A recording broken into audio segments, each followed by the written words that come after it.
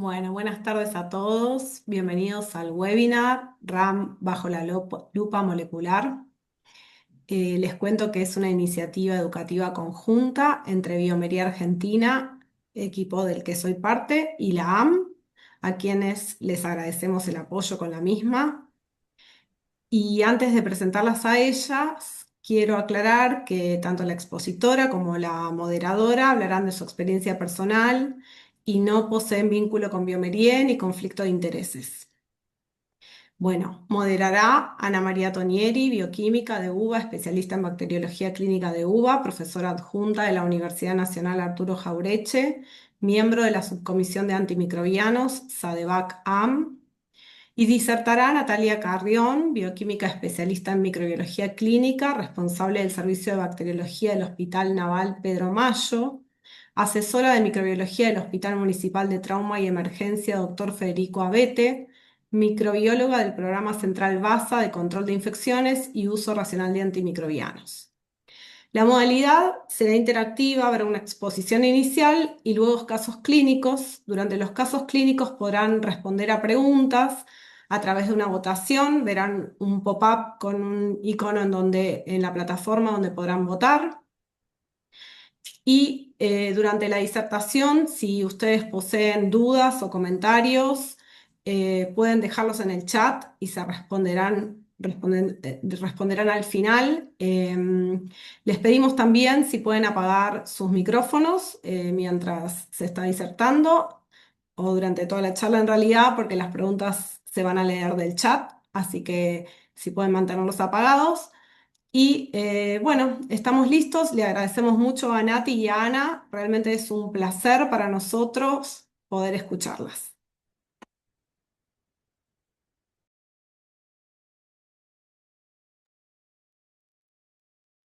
Buenas tardes a todos. Muchísimas gracias primero por la convocatoria y darme la posibilidad de contarles a todos lo que hacemos a diario en el hospital.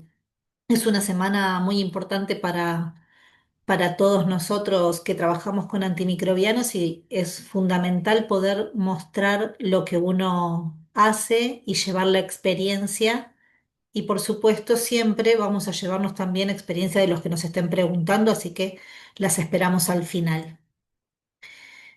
Para empezar a hablar de esto, yo me pregunté muchas veces en cómo empezarla y me pareció fundamental hacer un breve resumen de lo que, de lo que sabemos de, perdón, ahí me dejé todo listo, de resistencia antimicrobiana. Me parece que hay que hacer un breve resumen preguntándonos primero qué es la RAM y es la capacidad que tiene el microorganismo para resistir al efecto de los antimicrobianos. ¿Cuáles son sus principales causas? Una de ellas y la más importante, el uso excesivo e inadecuado de antimicrobianos, la automedicación y la prescripción incorrecta, el uso en animales de crecimiento y prevención. También podemos preguntarnos si esto tiene un impacto en la salud y la respuesta es por supuesto, de infecciones persistentes y más graves, aumento en la morbimortalidad, prolongación de la estancia hospitalaria y por supuesto aumento de los costos hospitalarios. ¿Se lo considera una amenaza global? Sin duda. La OMS considera como una de las 10 principales amenazas de la salud mundial y causa directamente más de 1,27 millones de muertes anuales. Por lo tanto, tenemos que hacer algo. ¿Quiénes podemos intervenir? Tantos infectólogos como microbiólogos, y por eso tenemos que ver qué estrategias de contención podríamos hacer. En estas se ven más involucrados los médicos, porque son quienes usan los antimicrobianos y el uso responsable de esto es una estrategia de la contención de este problema, el diagnóstico certero y la prescripción adecuada, la educación comunitaria para evitar que la gente de la comunidad le duele la garganta y vaya a buscar el amoxiclavulánico a la farmacia, que gracias a Dios desde el 2022 con la ley eso ya no se puede hacer más. Y desde el lado de micro también tenemos un montón de cosas para hacer, que son ser estrictos con las muestras que vamos a procesar. Cuando llega al laboratorio una muestra que no es la que corresponde al sitio de infección o no están las condiciones adecuadas, uno lo que debe hacer es no procesarla. Muchas veces nos da cosita el paciente, entonces uno intenta salvar la situación, pero lo que estamos haciendo es llevar a un tratamiento inadecuado porque vamos a tratar contaminantes y no el verdadero germen en cuestión. Así que lo correcto sería tomar esa muestra, ingresarla en nuestro sistema, explicar por qué no se procesa y también capacitar al médico. Acortar los tiempos de las técnicas y los informes. Es fundamental la parte de los informes, que tengamos técnicas rápidas y con una excelente sensibilidad y especificidad, pero que queden dentro del laboratorio, no termina siendo beneficioso. Utilizar técnicas moleculares, que es donde nos vamos a apoyar en esta charla, capacitarnos todo el tiempo porque hemos elegido una profesión que cambia muy frecuentemente, así que hay que estar a la vanguardia de todo esto y por supuesto capacitar a los médicos, porque al capacitarlos a ellos aprendemos un montón nosotros también y es un ganar-ganar de todas lo que podemos hacer por nuestro paciente. Ahora bien, no podemos seguir hablando de RAM sin seguir con PROA. Este programa de optimización de antimicrobianos tiene como objetivo optimizar el uso de los antimicrobianos. ¿Para qué? Para mejorar los resultados clínicos, reducir la resistencia microbiana y minimizar los efectos adversos. ¿Cómo podemos hacer esto?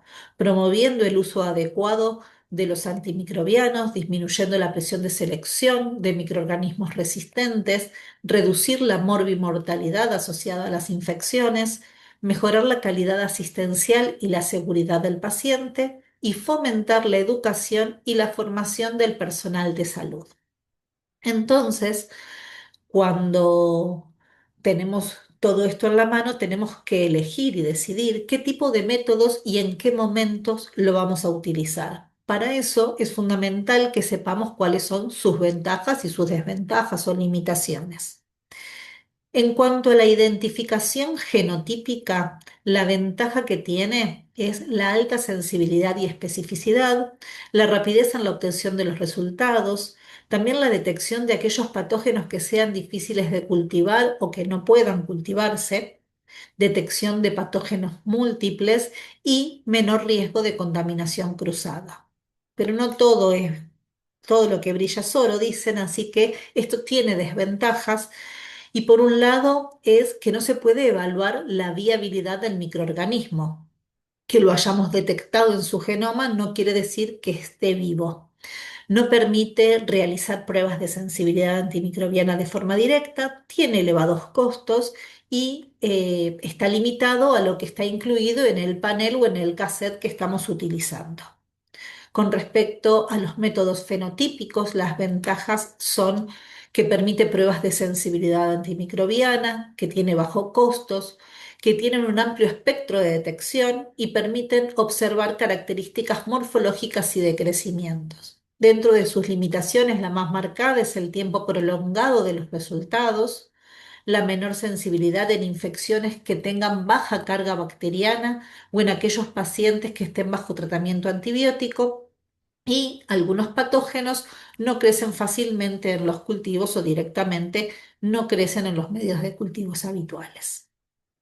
También tenemos que evaluar esto desde la parte del mecanismo de resistencia y comparando ambas metodologías podemos ver que si bien en la genotipia detectamos genes de resistencia, que es la función de ellos, no evaluamos su expresión, sí tienen tiempos rápidos y eso ayuda un montón, ya lo vamos a ir viendo, pero no requieren cultivo, no se detectan mecanismos desconocidos, solamente vamos a encontrar aquellos que decidimos buscar según lo que estemos, la metodología que estemos utilizando, y son muy útiles en infecciones mixtas o tratadas. Ojo con esto de las tratadas, porque como dijimos antes, No siempre que encontremos el gen significa que lo está expresando o que la bacteria está viable. Y muchas veces dentro de pacientes que están con tratamiento podemos encontrar la bacteria,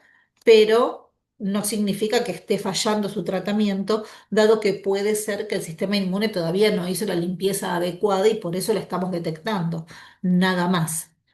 Con respecto a los fenotípicos, ellos no van a detectar mecanismos de resistencia, pero nos van a dar la posibilidad de que veamos la expresión del gen, que se puedan cultivar y que se puedan buscar mecanismos de resistencia diferentes, nuevos, o que se encuentren al buscarlos de otra, colocando los discos de otra manera. Gran desventaja, los tiempos prolongados y no son útiles para infecciones mixtas porque siempre vamos a requerir pasar de un germen aislado. Para poner esto en un ejemplo y comparando los tiempos en donde el FilmArray y la biología convencional eh, nos van a dar resultados, podemos ver el ejemplo de unos hemocultivos. Llegan al laboratorio, que va a ser nuestro tiempo cero, tres hemocultivos, dos van a ser aerobios y uno anaerobio. A las 8 horas, uno de ellos salta positivo con un bacilo gram negativo. En ese momento se informa a infectología y se decide realizar FilmArray. Paralelo a esto, uno lo cultiva como lo hace siempre porque siempre quiero cultivar. También se le hace Maldi de la pátina a las 3-4 horas de incubación y Vitek directo de frasco. A las 2 horas de esto ya se puede informar el informe del FilmArray y hacer un cambio en la conducta terapéutica inmediato. Esto cuando utilizamos FilmArray.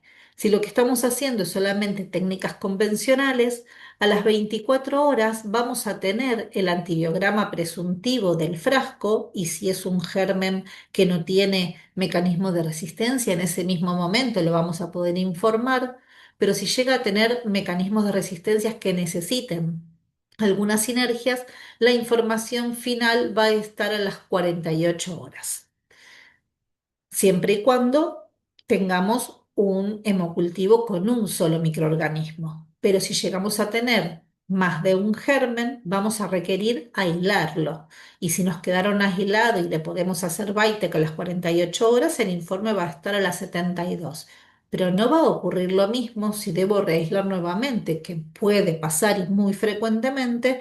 Entonces recién a las 96 horas vamos a tener un resultado final. Fíjense lo importante de las técnicas moleculares, cómo acortaron el tiempo y también cómo podemos acortar tiempos haciendo directo de frasco y las pátinas de Malditov. Entonces, volviendo al punto de la charla, es cómo estos paneles de FilmArray van a tener impacto en lo que es RAM y PROA. Los vamos a dividir en dos grupos. Los primeros en aquellos paneles en donde encontramos los genes de resistencias presentes, que son sepsis, neumonía y el articular. Vamos a buscar carbapenemasas, IM, KPC, OXA, NDM y BIM. MRC1 para el colistin y como ble CTXM.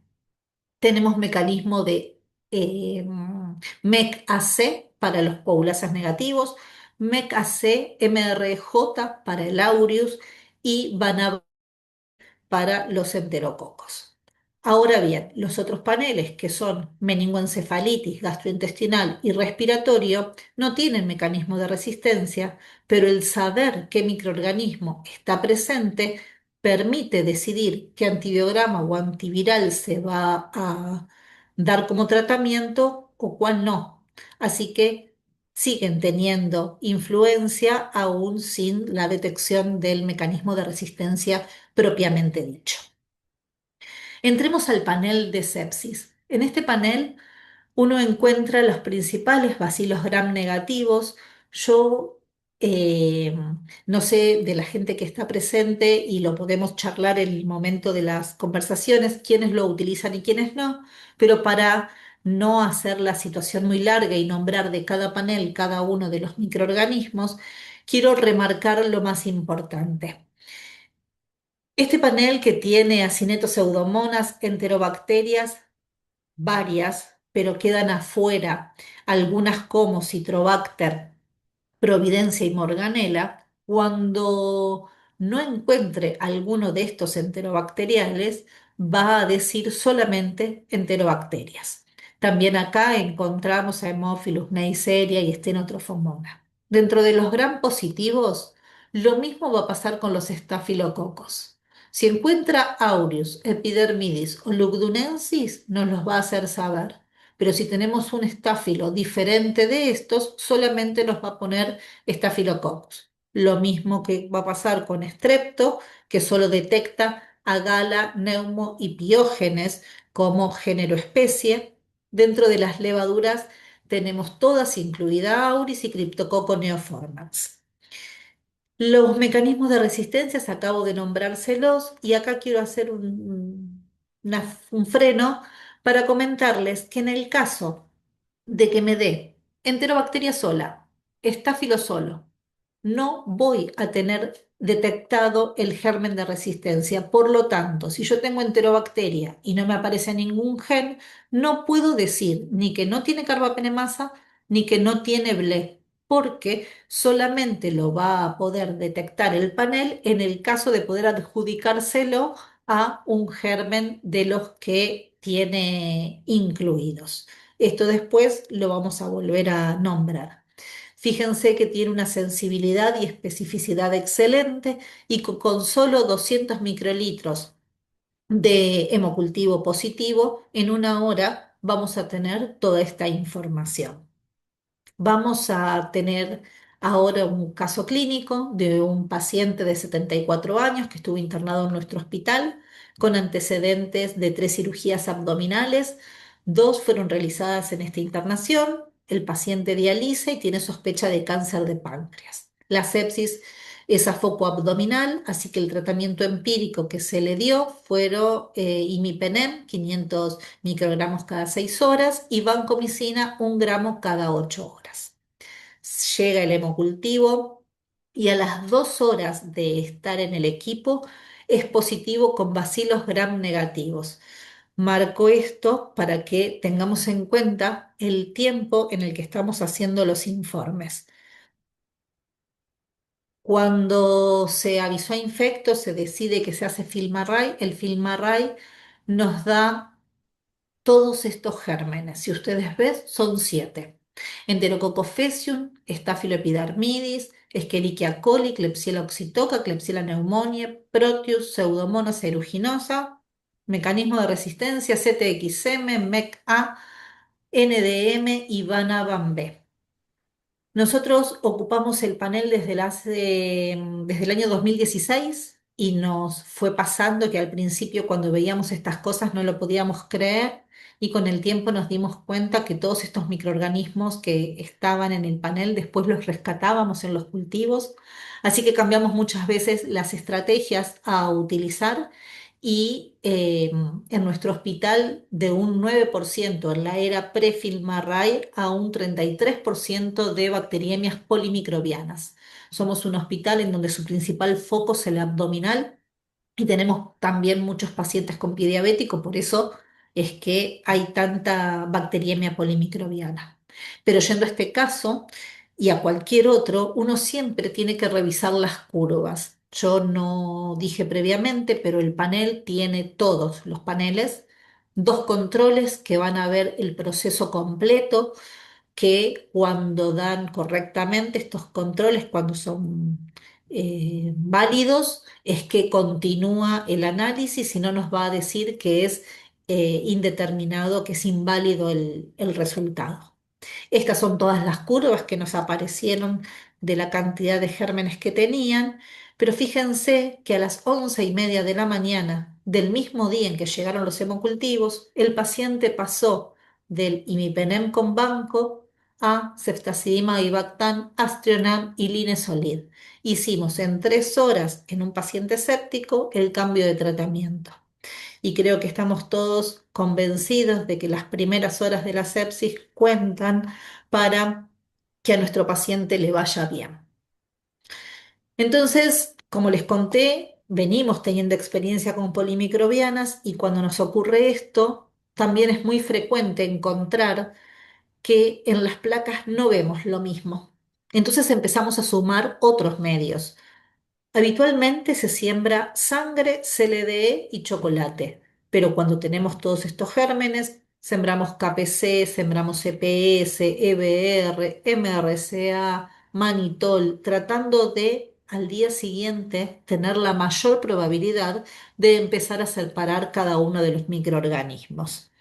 Entonces, cuando vimos todas estas placas, lo que pudimos sacar es que el enterococo faecium había crecido en el medio de EBR. Por lo tanto, lo teníamos que sacar de ahí porque es una placa con antibióticos, no podemos utilizarla, pero sabíamos que estaba.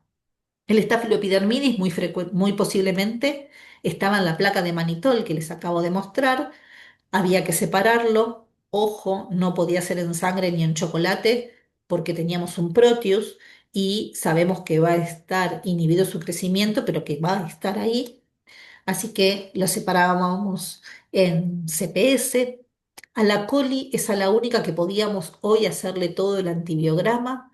Las Klebsielas podían ser aquellos bacilos gram negativos que se veían en la placa de BR, pero también podía ser la coli, así que había que sacarla de ahí y empezar a estudiarla. El Proteus estaba en el manto y las pseudomonas no se veía por ningún lado.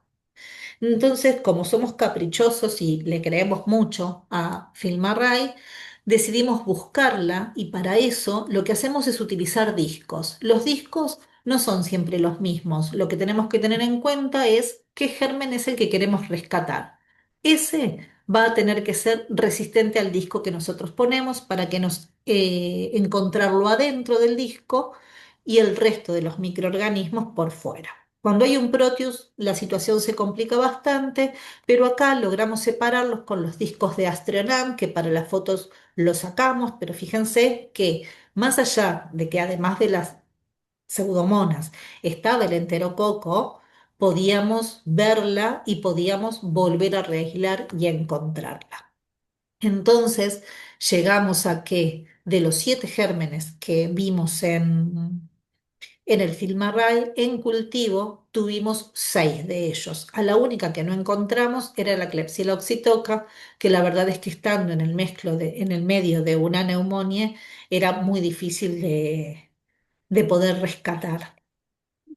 Entonces, 5 días después, y utilizando toda esta cantidad de placas, encontramos 6 de los 7 microorganismos, 4 de los 4 mecanismos de resistencia. Fíjense que fue la coli y la Klebsiella la que tenían NDM más BLE, el Proteus tenía NDM, el Faecium Van A y el Epidermidis MEC AC.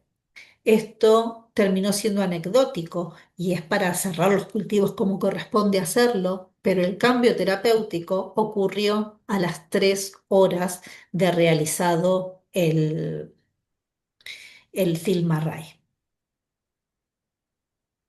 Bueno, vamos a jugar un poco ahora después de un caso clínico tan interesante y complejo y que nos marca pautas de cómo trabajar en la mesada. Ahora vamos a presentar una pregunta, a ver si el auditorio está atento. Avanza, Nati. En este caso, si en este escenario clínico el paciente que presentó la doctora Carrión en el FIMARRAY, avanza, dale. Espérame que salen ahí. Sí, la pregunta es, ¿permitió optimizar el tratamiento precoz? ¿El uso de FimaRay orientó en las estrategias fenotípicas a aplicar a fin de aislar los microorganismos? ¿El FimaRay detectó genes de resistencia e impacto clínico? ¿Todas son correctas? Bueno, le damos un minuto para que voten. Tienen el icono de votación debajo de la barra de herramientas del Zoom.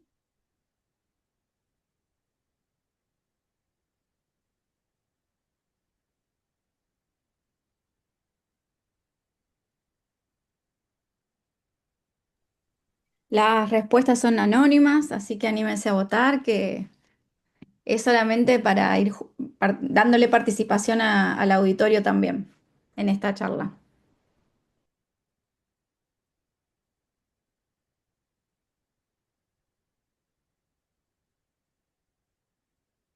Bueno, ahí estamos, Ana, en un minuto.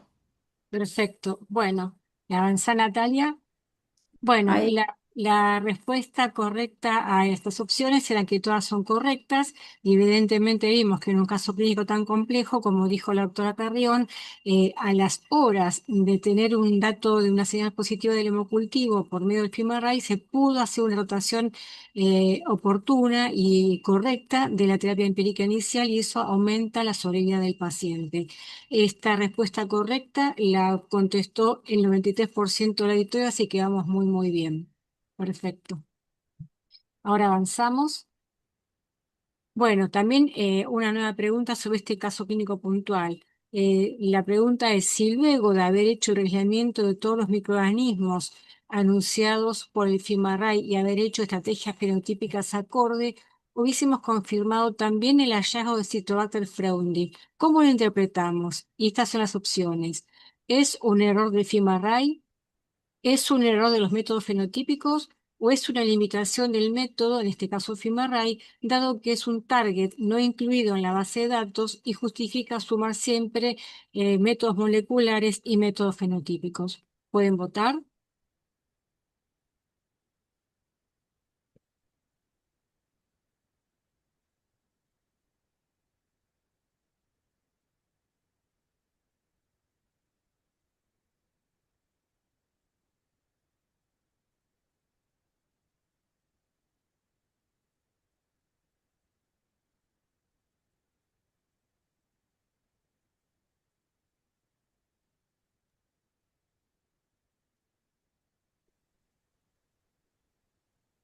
Bueno, no pasó el minuto, pero está planchada la votación. Quedaron en... Bueno, excelente el Ahí auditorio. estamos. Todo el mundo, avanza Natalia, respondió correctamente.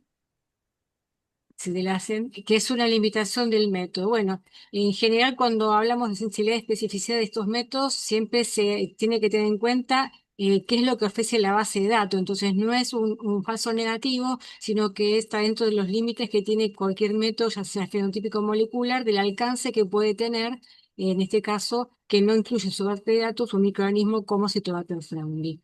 Bueno. Creo que ha sido muy claro el caso clínico. Le damos el pie a que Natalia haga un cierre de lo que quiera aportar con respecto al uso del panel para sepsis bacteriana.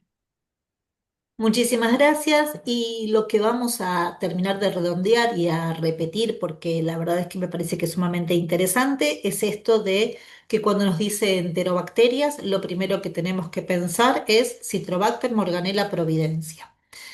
En estos casos, ambos tienen CCI, o sea que ya sabemos que no podemos ir con pipertazo y que la epidemiología de nuestro hospital nos va a llevar a la céfalo de cuarta o al carbapenem, pero nos va a decir algo igualmente. Lo que también es importante recordar es que no va a darnos mecanismo de resistencia y eso no quiere decir que no lo tengan. Otra de las cosas es cuando tenemos mezclas de Staphylo aureus y Epidermidis. Hay dos opciones. Si lo que encontramos es la detección de MEC-AC-MRJ, podemos asegurar que el aureus es meticilino resistente, pero del epidermidis no podemos decir nada. Y en caso de encontrar en esa misma mezcla el MEC-AC solo, lo que podemos decir es que el epidermidis es meticilino resistente y el aureus es meticilino sensible. Con respecto a cuando tenemos esta cantidad de gérmenes y alguno no lo encontramos en las primeras placas, es cierto que puede ser que el ADN no sea viable y por eso lo está detectando y nosotros no los veamos. Pero para justificarlo de esa manera, está bueno agotar todas las instancias de la búsqueda de dicos y placas, como mostramos recién, con placas cromogénicas, que van a sorprenderse que están en la mayoría de las veces. Y ojo también que en el contexto de una polimicrobiana puede ser que algún germen que esté en el panel no sea detectado y que lo veamos en cultivo. Y eso suele pasar porque cuando hay tantos gérmenes, el que está en menor cantidad puede tener un falso negativo. Así que, si les parece, avanzamos con el panel de neumonía que para hablar de este panel lo primero que tenemos que decir y más importante es que da resultados semi-cuantitativos. Eso es fundamental porque ustedes saben que para hablar de esputos, minivales, vales y aspirados traqueales, que es lo que nos permite utilizar este panel, todos tienen puntos de cortes diferentes. El panel está pensado para neumonías de la comunidad y para neumonías intrahospitalarias asociadas a ventilación mecánica. Por lo tanto, vamos a encontrar estreptoneumonía, gala, Piógenes aureus como acinetos, pseudomonas, klebsielas. Una de las cosas más importantes que podemos encontrar son las bacterias atípicas, aquellas que no vamos a poder cultivar en el laboratorio, como clamidia, legionela y micoplasma pneumoniae. Y dentro de los virus tenemos adenovirus, coronavirus, que no es COVID, metaneumovirus, rinovirus, influenza A y B, parainfluenza y sincicial respiratorios. De los mecanismos de resistencia, todos los nombrados en las presentaciones previas, menos el Van B, porque claramente no tenemos enterococos en este panel. Esto se hace directo de la muestra con 200 microlitros de la misma. Y a partir de ahí, el resultado que nos va a dar, vamos a verlo en breve. Tenemos un paciente de 53 años, el cual está internado hace un mes por politraumatismo luego de un accidente de tránsito. Lleva 10 días de terapia intensiva con ventilación mecánica y comienza con hipertermia, aumento de las secreciones traqueobronquiales, infiltrados pulmonares y leucocitosis. Se sospecha neumonía asociada a ventilación mecánica y se toman muestras de aspirado traqueal solicitando cultivo y film array. Comienza el tratamiento empírico con meropenem, 1 gramo cada 8 horas en bolo, y vancomicina, 1 gramo cada 8 horas. Bueno, vamos a seguir jugando. En este paciente, evidentemente tiene un estado crítico. Ustedes saben que el foco respiratorio es un foco de difícil acceso y es un foco que no se drena, por lo tanto acá sí es muy importante optimizar el tratamiento empírico inicial. Entonces la pregunta es si independientemente de la gravedad del paciente y de alta sospecha clínica de neumonía, realizar la tinción de Gram de la muestra previa al FilmArray hubiese sido algo que permitió verificar si la muestra es o no representativa, aumentar el número de diluciones a realizar si se observa un elevado número de microorganismos en la muestra, optimizar los distintos medios de cultivo en donde hacer la siembra de la muestra y si estas opciones son todas válidas. Damos tiempo para que voten.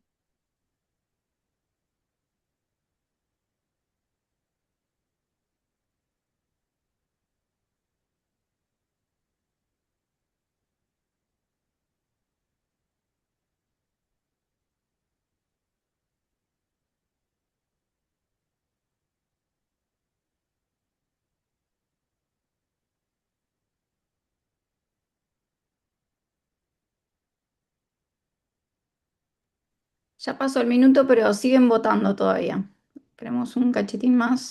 Tomás, vamos bien.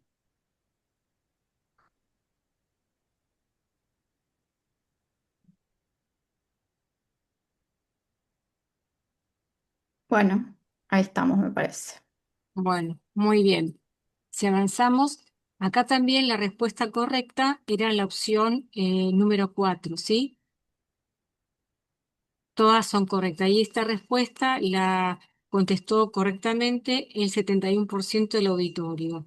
Bueno, igualmente un 18% contestó que era importante para verificar si la muestra es representativa, que un poco fue lo que al principio de la clase lo explicó la doctora Carrión.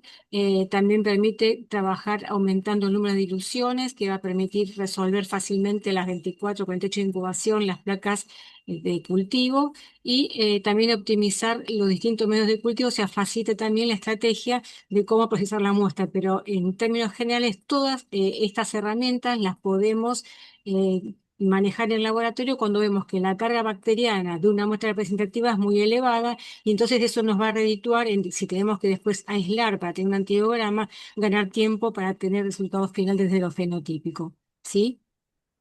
¿Seguimos? Muy bien.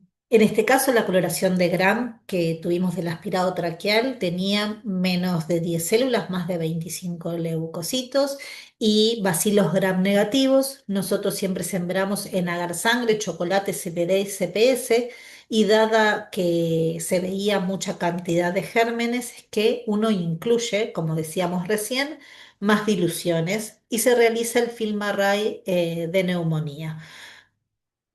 Si bien lo dijo la doctora recién y ustedes lo pusieron, me parece fundamental que todos tengamos en claro que las muestras respiratorias son la segunda muestra más importante después de la sepsis o de los hemocultivos que tiene el laboratorio, y que no podemos irnos del laboratorio sin haber visto esto, y no podemos demorar esta información al médico dándolo con celularidad.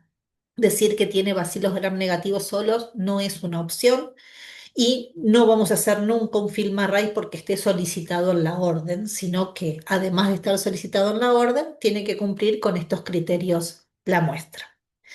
Entonces, cuando film array nos da el resultado, nos dice que tiene 10 a la séptima de copias por mililitro de una Klebsiella pneumoniae, 10 a la séptima de Pseudomonas aeruginosa y 10 a la quinta de una Escherichia coli, detectando CTXM, KPC y NDM.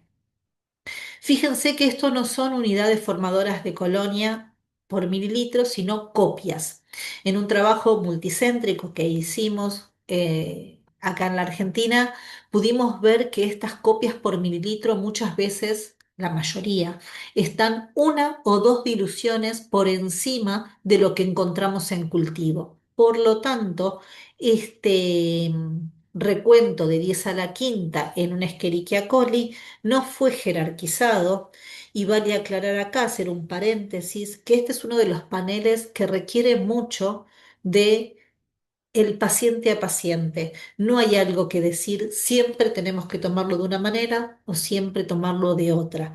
Es fundamental analizar en el contexto clínico que tiene ese paciente. En nuestro caso, el recuento de la Escherichia coli no fue jerarquizado, y lo que pasó es que se retiró la banco, se retiró el meropenem y se puso ceftazidima y bactam, astrionam, dado que se encontraron los mecanismos de resistencias una hora después de haber llegado la muestra.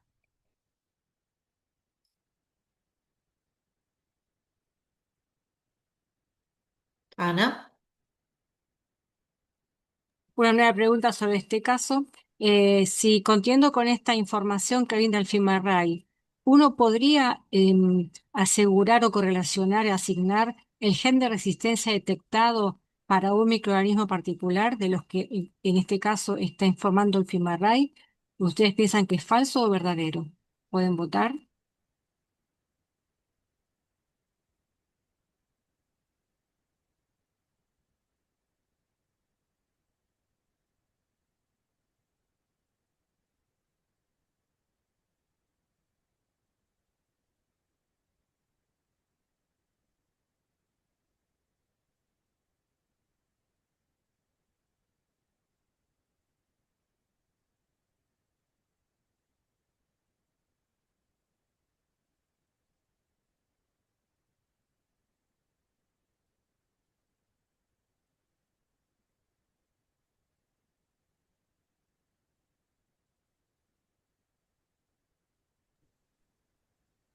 Bueno, Ahí votaron. sí. Perfecto. Bueno, acá la pregunta era un poco más, capaz, complicado, compleja. O sea, es verdadero que el FIMARRE detectó los genes de resistencia, pero lo que no podemos asegurar a ciencia cierta es la trazabilidad o la correlación del gen detectado con el microorganismo aislado. Piensen que acá tenemos tres microorganismos y tres genes de resistencia diferentes.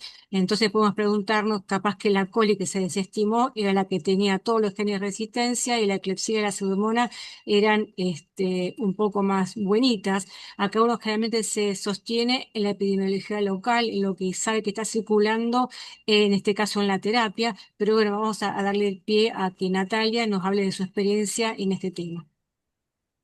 Perfecto, la verdad es que era tramposa, porque esto de que uno cree que la Klebsiella siempre es la mala, pobrecita, tiene mala fama.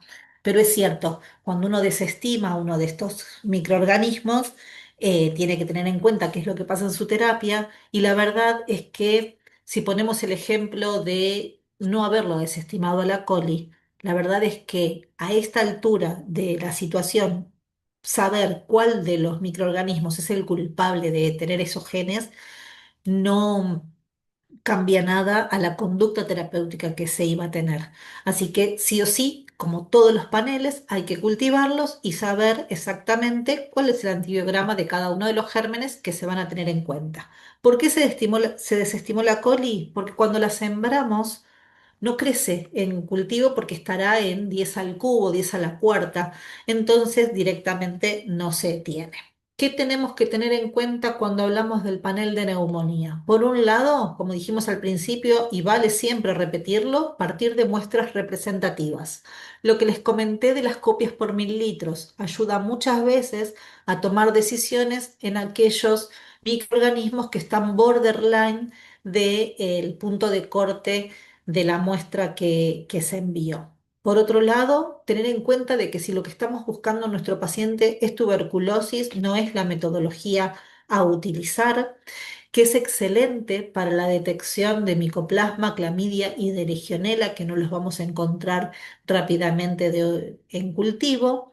Y no hay que dejar de vista el excelente valor predictivo negativo que tiene este panel. Cuando tenemos esos pacientes en la terapia, en donde el paciente no está evolucionando bien, hay un poco de secreciones, pero también sabemos que pueden ser normales, el panel y una procalcitonina ayudan un montón a tomar ese tipo de decisiones.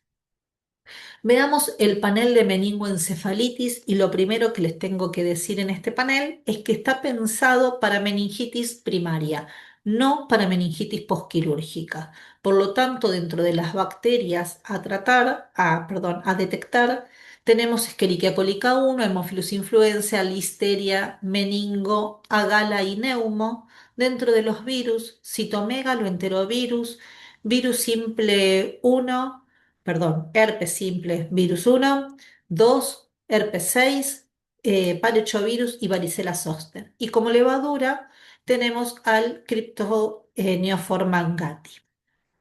Esto se hace directamente de líquido cefalorraquídeo utilizando 200 microlitros del mismo. En nuestro caso es una paciente de 54 años que concurre a la guardia médica con vómitos, cefalea intensa, fotofobia de 48 horas de evolución, deterioro del sensorio en las últimas horas y previamente no tiene antecedentes. Hay sospecha de meningoencefalitis, por lo cual se realiza la punción lumbar y se envía siempre a fisicoquímico, cultivo y se solicita film array. Físico-químico tiene 1000 leucocitos por milímetro cúbico, 60% de mononucleares, glucosa de 40 miligramos decilitro y proteínas de 84%. Coloración de Gram dio 2 a 3 leucos por campo y no se observan bacterias. Cuando se realiza el film array, el resultado fue varicela zoster. Por lo tanto, a la paciente en una hora se la sacó de la guardia, se la llevó al piso en internación y se administró aciclovir. Bien, nueva pregunta, la número 5. En este contexto de un paciente con sospecha de meningitis, encefalitis, ¿cuál es el beneficio clínico más significativo de utilizar el panel de meningoencefalitis de FIMARRAY? Opciones: confirmar la sensibilidad a antibióticos de amplio espectro, reducir el tiempo de espera para optimizar el inicio de la terapia antibiótica o antiviral empírica, detectar rápidamente solo agentes bacterianos, optimizar medidas de profilaxis. ¿Son verdaderas la opción 2 y la opción 4 o todas son correctas? Vamos a dejar tiempo para que voten.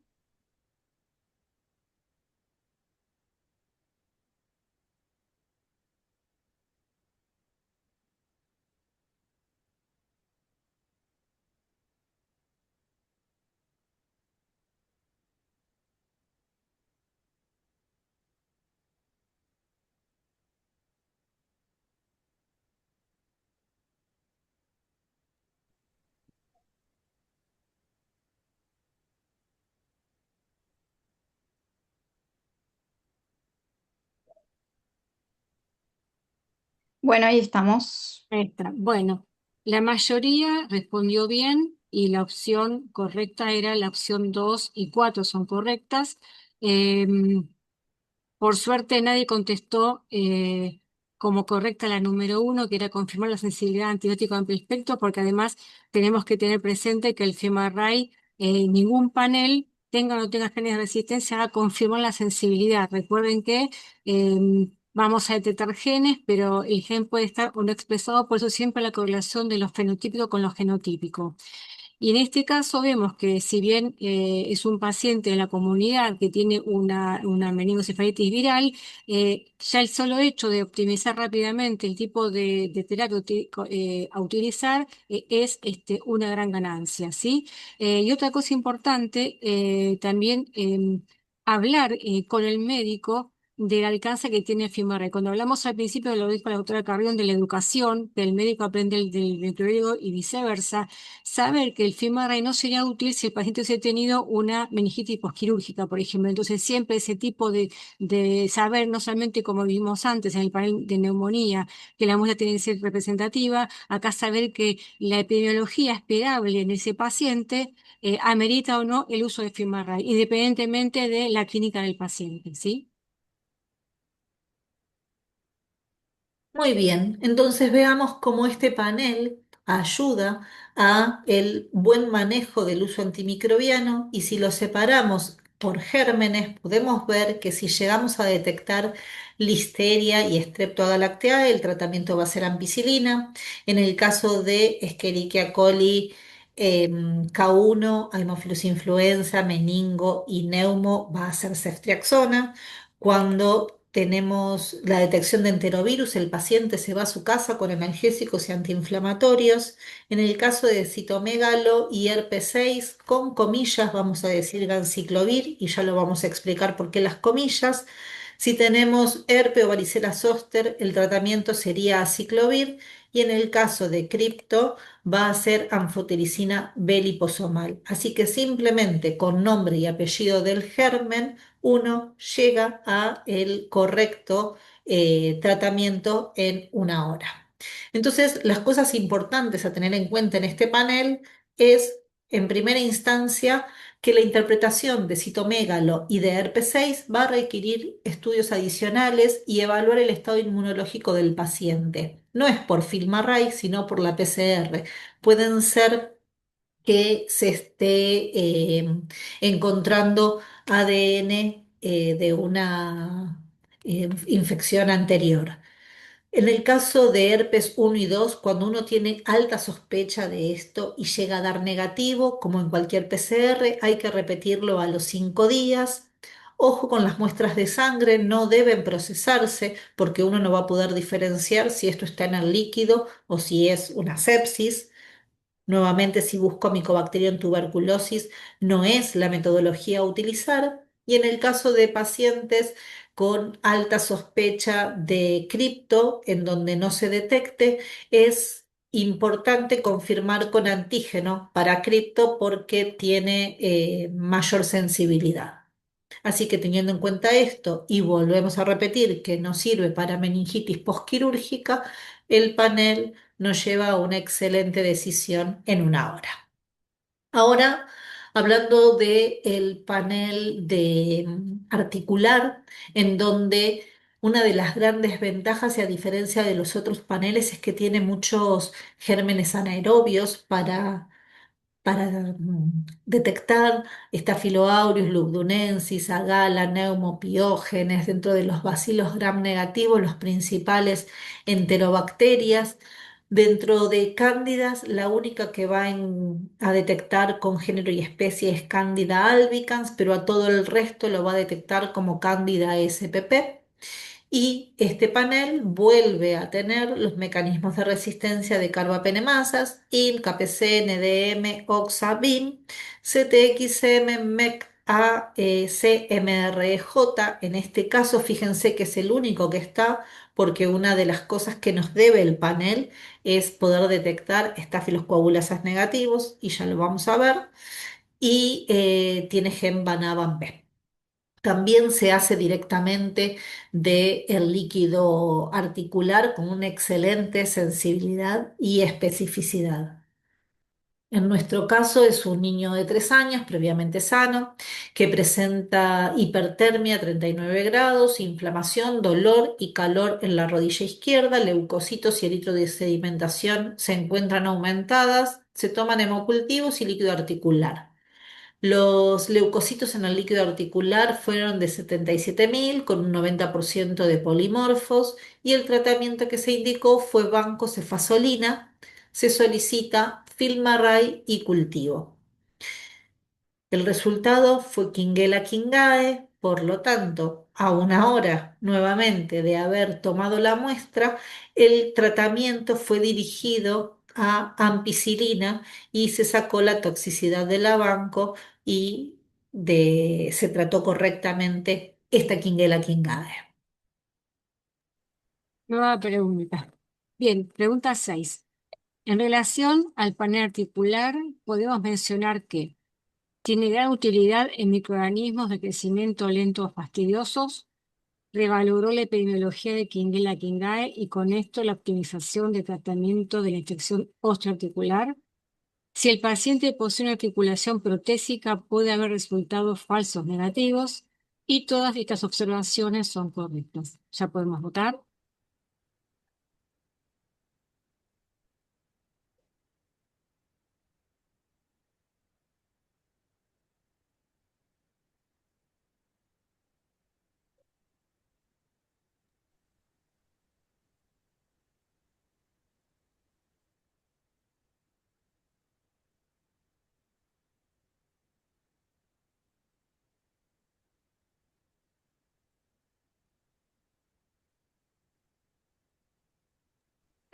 Bueno, Bueno, ahí votaron. Bueno, la opción correcta, ¿cuál era, Natalia? Bien, en realidad todo esto lo permite el panel. Ya como se dijo al principio, cuando se presentó la composición, se habló de que tenía microorganismos anaerobios, por lo cual tiene utilidad para el crecimiento para la documentación genotípica de bacterias que van a costar días en crecer. Bueno, permitió reposicionar la epidemiología de Quinguela. Todas estas opciones son correctas y aquellos que no votaron, en la opción 3, que era si el paciente posee una articulación protésica, puede dar un resultado negativo. Ahora Natalia lo va a explicar. Acá tenemos al señor, que es adulto, que le duele la rodilla.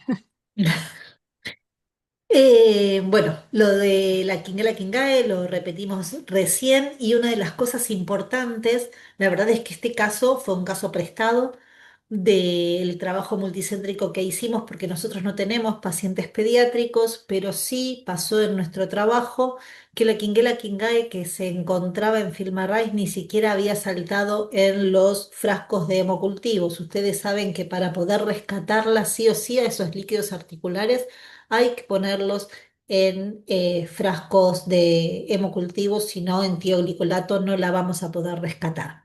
Con respecto a los falsos negativos, en el caso de los pacientes con prótesis, lo que más nos debe el panel es Staphylococcus negativo y Cutibacterium agnes. Tiene Cutibacterium pero no agnes y estos dos son los principales gérmenes asociados a la artritis por prótesis. Así que es frecuente el falso negativo en estos casos y tenemos que tenerlo en cuenta si nuestro paciente lo tiene. Es excelente para la detección de fastidiosos, como dijeron recién. Si sospechamos tuberculosis, no es la metodología.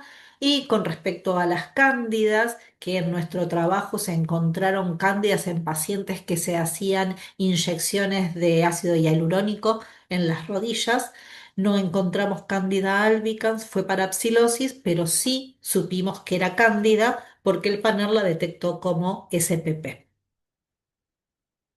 Pasemos al panel de gastrointestinal. En este, las bacterias que vamos a poder detectar son Campylobacter, la toxina de Clostridium, Plesiomonas, Salmonella, Vibrio y Yersinia. Dentro de las Escherichia coli importantes todas, enteroagregativa, enteropatógena, enterotoxigénica, la Shiga Toxin y la Escherichia coli 257. La Shigella, que no puede diferenciarla de una Escherichia coli enteroinvasiva, como pasa en todas las metodologías que utilizamos. Este panel además tiene parásitos que están enfocados a pacientes inmunocomprometidos, Cryptosporidium, Cyclospora, Entamoeba histolítica y Giardia lamblia.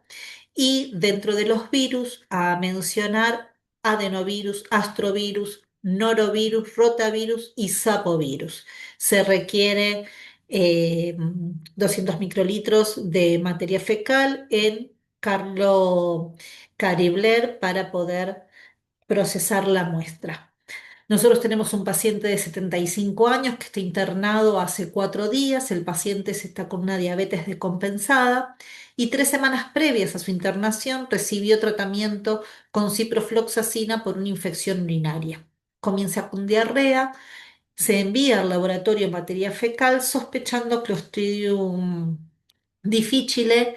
Cuando se hace la toxina y el antígeno por vidas, ambos dan negativo, por lo tanto se solicitó FilmArray y el resultado que obtuvimos fue Campylobacter, Escherichia coli enteropatógena y norovirus.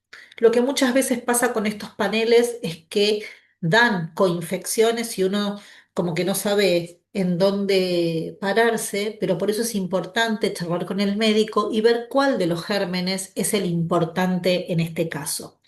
Aquí lo primero que ocurrió es que al no tener Clostridium no se trató ni con banco ni con metro, que serían las opciones. Como detectó el Campylobacter, se le administró acitromicina.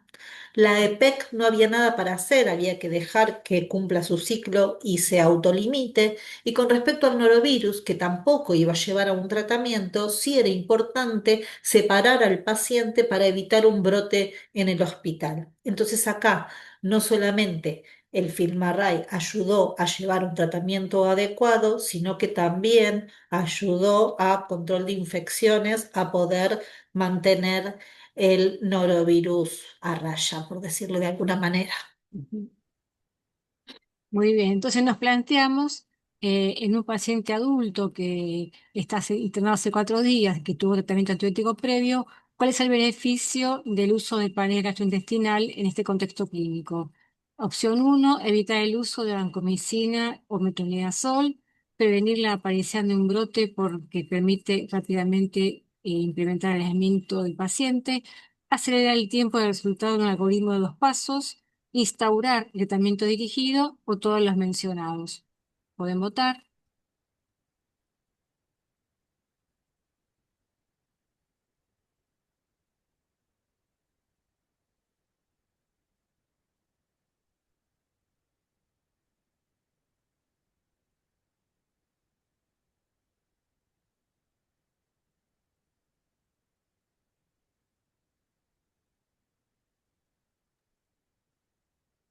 Bueno, ahí Bien. estamos. Bueno, la opción más completa era la opción 5, es decir, ustedes como recién lo planteó en el caso clínico la doctora Carrión, vemos que el paciente no se colocó en antibiótico amplio espectro como Vancometro, se aisló para evitar el brote, o sea, por vidas se confirmó nuevamente la negativización, el dato negativo para clostridioides y permitió instaurar un tratamiento dirigido para Campylobacter. Entonces, evidentemente, en este contexto, para este paciente, el FilmArray cumplió con todos esos beneficios para el paciente y para el entorno nosocomial, ¿sí? Entonces, para cerrar el panel de gastrointestinal, una de las grandes ventajas que tiene es también su excelente valor predictivo negativo para poder descartar la diarrea infecciosa de diarrea de otras causas.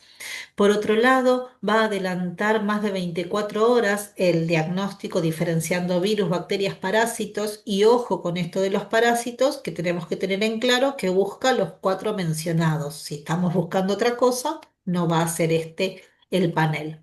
Como dije antes, cuando tenemos codetección de patógenos, hay que sentarse y ver realmente cuál de esos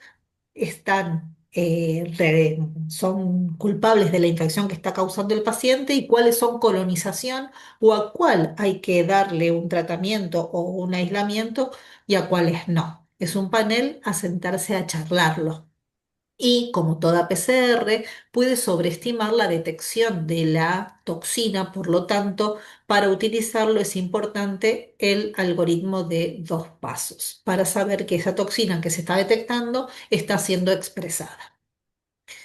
Por último, hablemos del panel respiratorio, en el cual tenemos adenovirus, varios coronavirus, además de SARS-CoV-2, metaneumovirus, rinovirus, influenzas, 4 influenza A, influenza B, para influenza también 4 sincicial respiratorios, y golazo del equipo del panel de FilmArray respiratorio es la detección de bordetela, pertussis, parapertussis, clamidia y micoplasma, que sabemos, como dijimos en el panel de respiratorio bajo, lo difícil que son poder diagnosticarlas. La sensibilidad también es excelente. Con COVID principalmente, este panel aparece en el 2020. Previamente había un panel que no tenía COVID y se utiliza un hisopado nasofaríngeo, el cual se coloca con 300 microlitros. Este paciente tiene 20 años, no tiene antecedentes de enfermedades, no es tabaquista, empieza con odinofagia leve, tos seca, persistente con 7 días de evolución, y en los últimos 2 días se agrega cefalea, malestar general y fiebre. Por lo tanto decide tomar muestras para ver qué microorganismo estaba causando esta patología, y el resultado fue que tenía un rinovirus, enterovirus, no se puede diferenciar, clamidia pneumoniae. Fíjense acá, también en 1 hora, el paciente tuvo su tratamiento de acitromicina 500 miligramos días durante 3 días, resultado que no hubiésemos tenido de no haber hecho el panel. Entonces, las cosas a tener en cuenta en el panel respiratorio también es el alto valor predictivo negativo, la detección de todos los genotipos de adenovirus cuando uno lo compara con otro tipo de PCR similares. Esta es una de las grandes ventajas que tiene. Es altamente sensible para la detección de SARS-CoV-2 y además para la detección de coinfecciones. Y lleva a la reducción significativa de usos de antimicrobianos y estancias hospitalarias cuando podemos detectar estos virus. Además, agrupar rápidamente a los pacientes para prevenir infecciones nosocomiales. Ahora bien, nosotros empezamos hablando del PROA, y si nos volvemos a ese lugar, podemos ver cómo FilmArray y PROA van de la mano, y cada uno de los puntos que nombramos como importantes en los objetivos que tenía el PROA fueron resueltos al utilizar el FilmArray en muy poco tiempo. Para hacer conclusiones finales, antes de las preguntas, si las hay, algo de lo que yo no hablé, y puede ser que haya gente que no conozca el equipo, es que la preparación es de apenas 2 minutos. Es una técnica muy fácil de utilizar, se prepara en 2 minutos, requiere escaso volumen de muestra y permite detectar múltiples patógenos y mecanismos de resistencia. Resultado en 1 hora y comunicación inmediata. Tienen alto impacto terapéutico. Recordemos de nuevo que yo haga el FilmArray porque lo tengo, pero que no se lo envíe al médico por un WhatsApp, por una alerta, o que el médico no lo levante del sistema clínico que esté usando, no tendría sentido su utilización. Los paneles son herramientas muy útiles, pero nunca van a descartar la necesidad de cultivo para conocer la sensibilidad antibiótica. Permiten la notificación temprana de la vigilancia epidemiológica, permiten iniciar pruebas complementarias, porque vamos a poner el ejemplo de uno de sepsis, o sí, de sepsis principalmente, en donde tengamos un solo microorganismo detectado con mecanismos de resistencia, por ejemplo, KPCNDM. Ya mismo, directo del frasco, podemos acelerarnos, probar la sinergia, probar la cimameropenem, y de esa manera ayudar al médico a las 24 horas a realmente terminar de dirigir su tratamiento. Y por otro lado, acelera la aplicación de protocolos de aislamiento hospitalario, interviniendo así en control de infecciones. Estos trabajos que yo les dejo acá, como la charla va a estar grabada, van a obtener la posibilidad de tenerlos. Sobre Film Array hay millones de trabajos que uno puede leer y son sumamente valiosos. Yo decidí dejarles los que están hechos en nuestro país, porque a veces este tipo de tecnologías uno tiene la idea como que pasan en otro mundo y la verdad es que todo eso está pasando acá hoy en muchos hospitales y mucha gente que tiene la vocación de poder publicarlo, la oportunidad de poder publicarlo, así que me parece interesante que lean los trabajos hechos en el país. Muchas gracias. Yo quedo a la expectativa de si hay preguntas o lo que necesiten. Bien. Excelente presentación, muy claro, muy lindo los casos clínicos. Bueno, Buenísimo. me sumo a Ana y la verdad que excelente, clarísima la presentación, tanto para aquellos usuarios que no viene mal repasar algunos conceptos, como para aquellos que no están habituados a esta metodología. Yo creo que también fue clarísima toda la ocasión. Me Tenemos una alegro. preguntita para Natalia. Dice, ¿cómo podemos acortar los tiempos de las meningitis postquirúrgicas? Bien, como dijimos, el panel de meningitis no es una opción para las posquirúrgicas porque no tiene los principales gérmenes que vamos a encontrar en esos casos, pero la patología sigue siendo sumamente importante de poder acortar los tiempos. Entonces, lo que uno tiene que hacer en estos casos es al líquido, cuando llega al laboratorio, sembrarlo, sangre, chocolate, CLD, como hacemos siempre, y ponerlo en una botella de hemocultivos. Cuando esa botella de hemocultivo salta positiva, ahí podemos utilizar el panel de sepsis, que sí tiene los gérmenes que vamos a encontrar en este tipo de patologías. Lo que vale aclarar es que no se puede hacer de líquido directo. Siempre tiene que tener una previa incubación y crecimiento porque si no, no vamos a detectar a los gérmenes por el bajo inóculo que vamos a encontrar. Así que va a haber que hacer eso. Bien. No sé si hay una repregunta sobre lo mismo, pero me parece que la respuesta fue clarísima. No veo más preguntas en el chat. No sé si alguien quiere levantar la mano y preguntarlo de manera verbal, no escrita. Ah, tengo otra. Hola Marcela, no estaba pudiendo hacer la pregunta a todos. ¿Podrían volver a explicar en qué casos no se detectan genes de resistencia en los paneles que sí los incluyen? Em, Bien, lo que puede ocurrir es que en situaciones de polimicrobiano, uno no detecte algún germen o mecanismo de resistencia, pero entiendo que va puntualmente a lo que yo dije antes de si llega a detectar enterobacteria, sin decir cuál es, porque no es ninguna de las que están en el panel.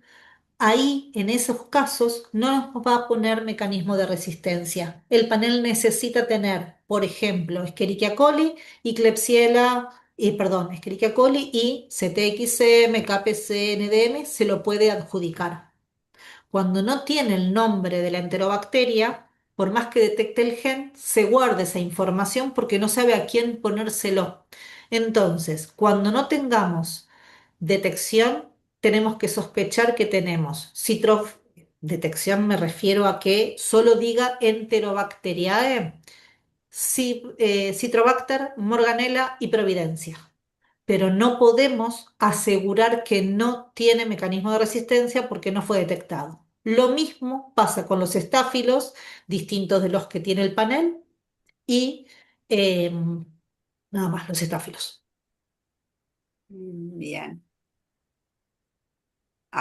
¿Alguna pregunta más? Bien.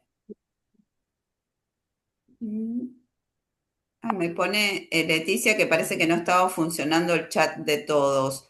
Eh, no sé si alguien quiere hacer una pregunta.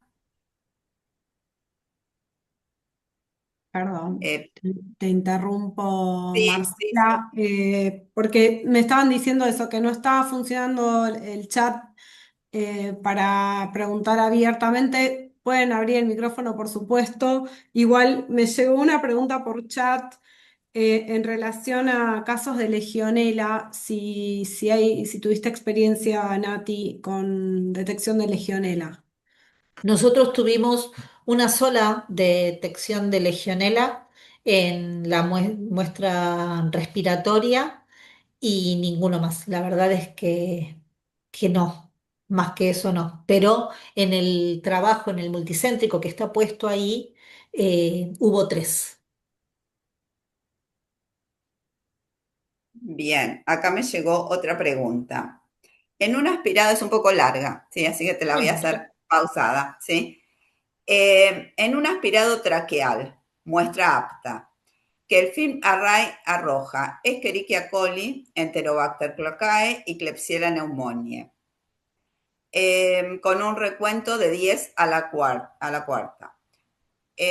Con BIM positivo, supongo, y en el cultivo solo se aísla Klebsiella pneumoniae sin mecanismo de resistencia. ¿Mm? ¿Puede ser que Escherichia coli y el Enterobacter cloacae sean colonización? Lo primero que ¿Amerita, sí, amerita para el cambio terapéutico? ¿Se aconseja informar todos los genes del film array independientemente del recuento? ¿O informar tal cual lo informa el film array y que el médico lo interprete? ¿Querés que nosotros te lo lo informamos. lea nuevamente o retuviste No, no, todas las... a ver, vamos viendo. En primera instancia, si tenemos un aspirado traqueal y un recuento de 10 a la cuarta de todas las detecciones, en las placas no van a encontrar nada, porque si estamos hablando de 1 o 2 diluciones por debajo, perdón, por encima, cuando detectemos las placas vamos a tener 10 al cuadrado, así que 10 a la cuarta, sí, al cuadrado, al cubo. Así que en las placas no vamos a tener nada y para un aspirado traqueal tendríamos 10 a la sexta. Pero olvidémonos un segundo del recuento y vamos a el tema del informe del Film Array.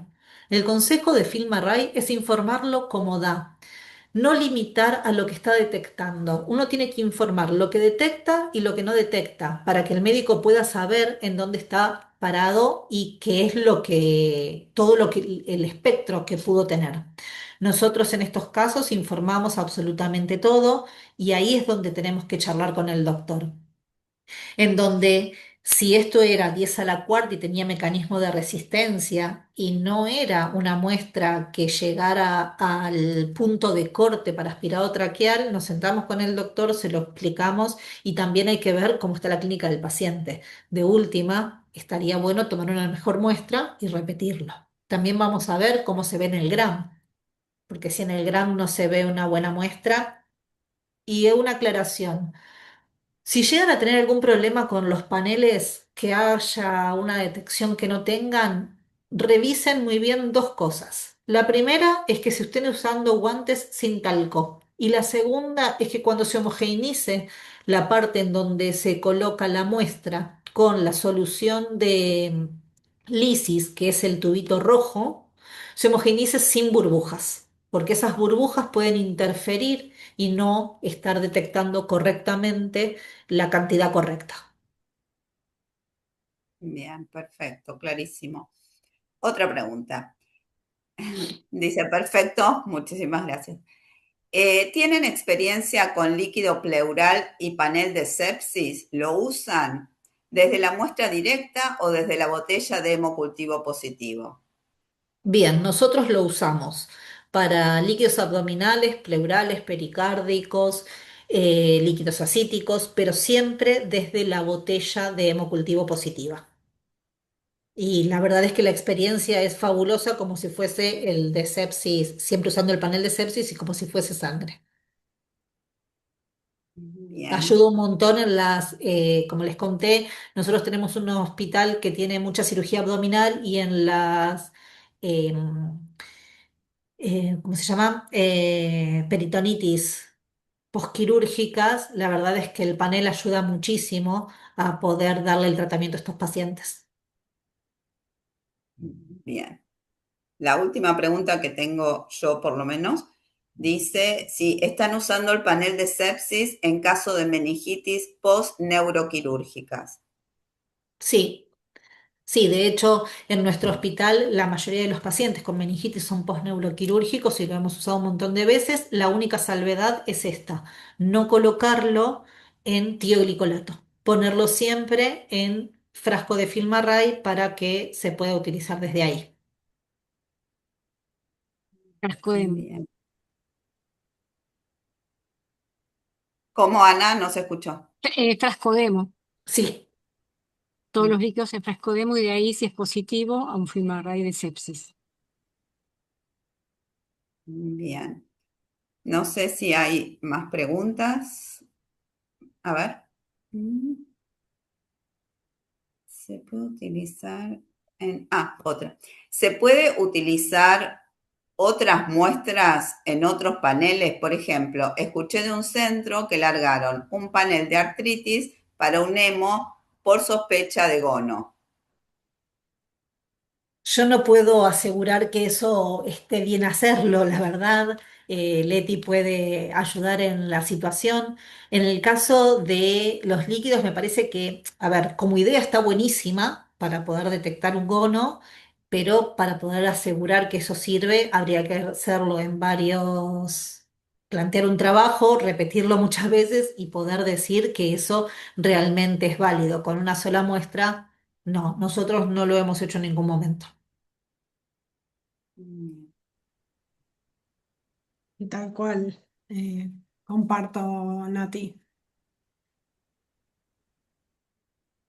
Bien.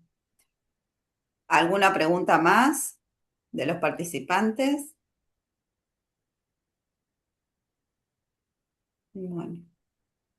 Bueno, creo que no tenemos más preguntas.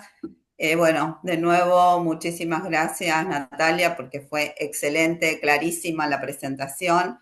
Muchas Ya te gracias. digo, para todo público, ¿sí? Bueno, me Este, alegro.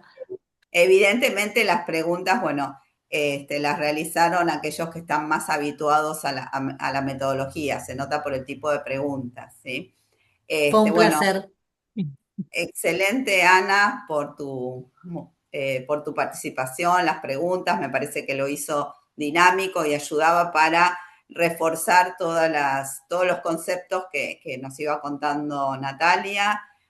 Muchísimas gracias, Dani, Dani Cejas, por tu asistencia en la parte de preguntas y respuestas.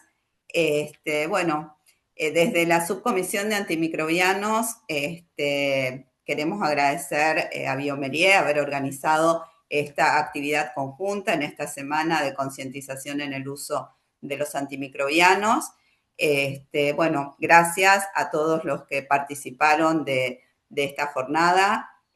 Bueno, esperemos que podamos lograr muchas más actividades de este tipo. Creo que suma muchísimo hacer una permanente capacitación de todos los microbiólogos va a ayudar muchísimo en que podamos de alguna manera enfrentar esta problemática de la resistencia a los antimicrobianos.